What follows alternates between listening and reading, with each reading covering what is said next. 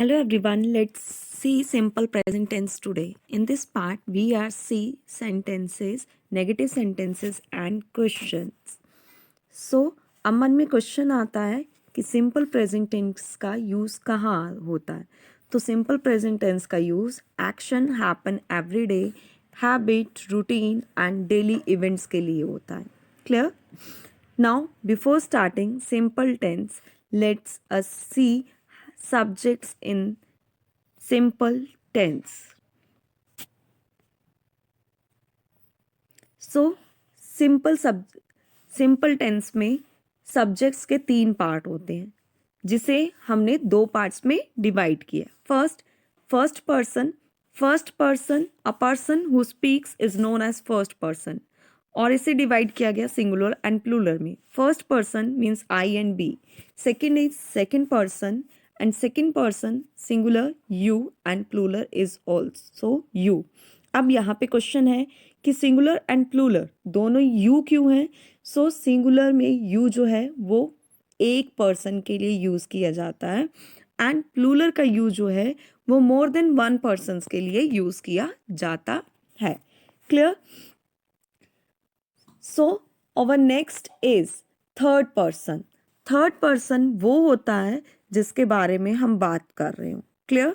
For singular में third person आता है ही एंड प्लूरल के लिए अगर बात करें तो दे. अब सिंगुलर में ही, शी, इट या फिर किसी का नाम एंड प्लूरल में दे.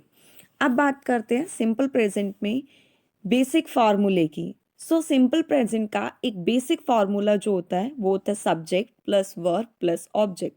सब्जेक्ट में I, you, we, they, he, she, it या फिर किसी का नाम. Verb means action, word. For example go and goes. Clear? Object. So let's know about this. I, you, we, they go to school means I, you, we, they के साथ go लगेगा and he, she, it और किसी के नाम के साथ verb और verb के साथ es और s यूज किया जाएगा. क्लियर? ही, शी, इट और किसी के नाम के साथ हम वर्ब जब यूज करेंगे तो वर्ब के साथ एस या E S according to verb use किया जाएगा. अब ये डिपेंड करता है कि वर्ब कैसा है. सो उसके साथ एस या ई एस यूज किया जाएगा. एंड ऑब्जेक्ट्स जो होता है वो रिमेनिंग सेम ही रहता है, रिमेन सेम रहता है. Clear?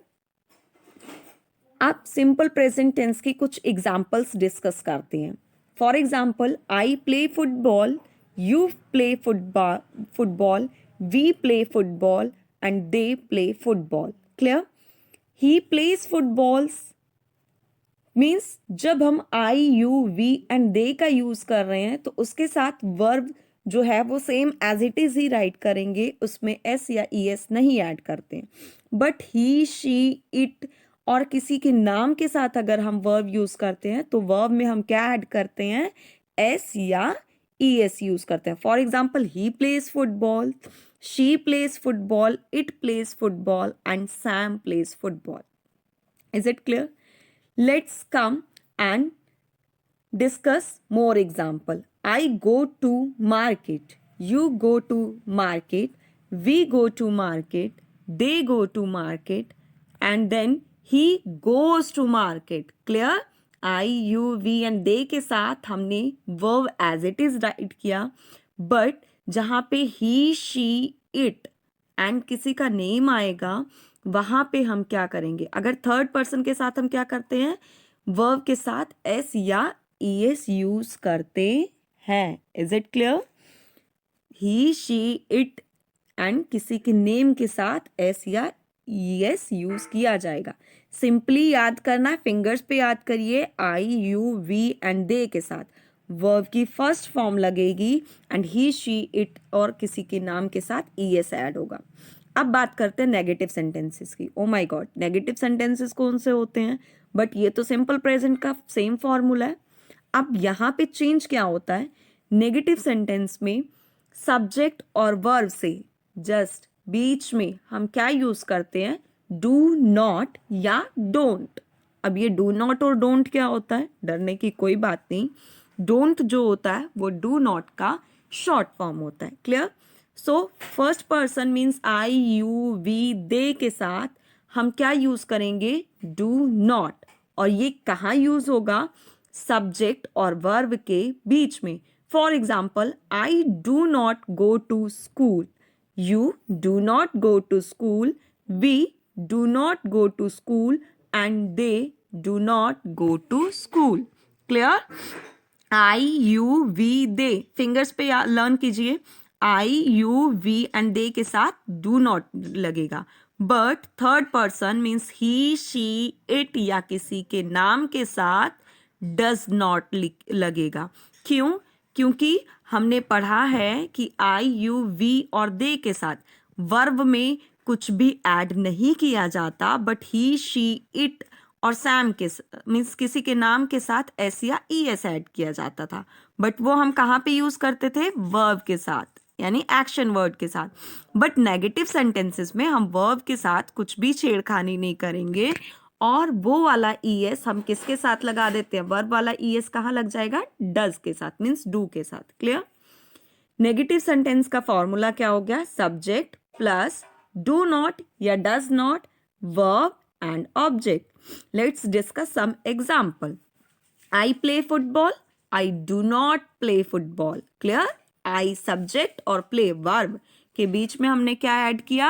Do not. Clear? Do not. यहाँ पे does not नहीं लगेगा because यहाँ पे क्या यूज हुआ? I. You play football. You do not play football. We play football. We do not play football. They play football. They do not play football. He plays football. He does not play football. Clear? यहाँ पे plays है. He plays. So यहाँ से s हटा के हमने किसके साथ ऐड कर दिया? do के साथ es ऐड कर दिया और क्या बना दिया? does not. Third person he she it और किसी का नाम अगर यूज हो रहा है तो नेगेटिव सेंटेंस बनाते वक्त हम डज का यूज करेंगे. Clear? I you we they के साथ एस डू का एंड रिमेनिंग के साथ डज का. She plays football. She does not play football. It play football. It does not play football. Sam plays football. Sam does not play football. Simple present negative sentences में अब हम short form use करके कुछ examples discuss करेंगे.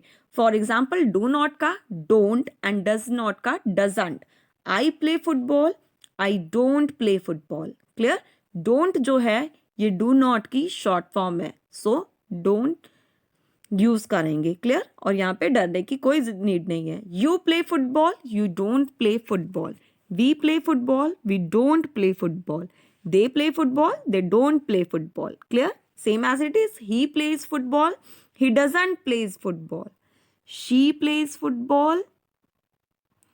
हाँ, यहाँ पे he plays s था, so हमने यहाँ क्या कर दिया? does बना दिया और does के साथ not. Clear?